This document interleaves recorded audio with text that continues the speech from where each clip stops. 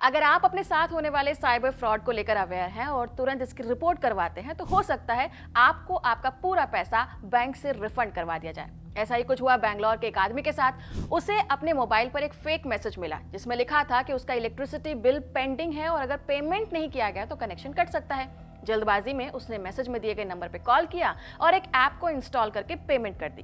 पर बिल के अलावा उसके बैंक से लगभग 2 लाख से भी ज्यादा के पैसे निकाल लिए गए थे।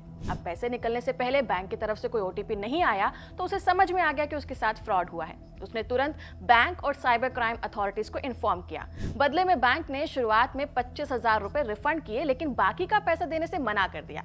मामला कंज्यूमर फोरम में गया।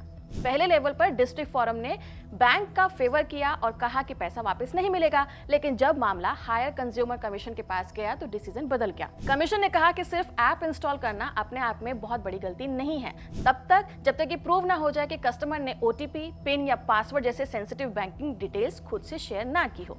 कमीशन ने भी माना कि विक्टिम ने फ्रॉड को तुरंत ही रिपोर्ट करवा दिया और उसकी तरफ से कोई डिले नहीं हुआ है। इसी बेसिस पर बैंक को उसका बाकी का बचा हुआ पैसा भी रिफंड करना होगा, साथ में कंपनसेशन भी देना होगा जो करीब 25,000 के आसपास है।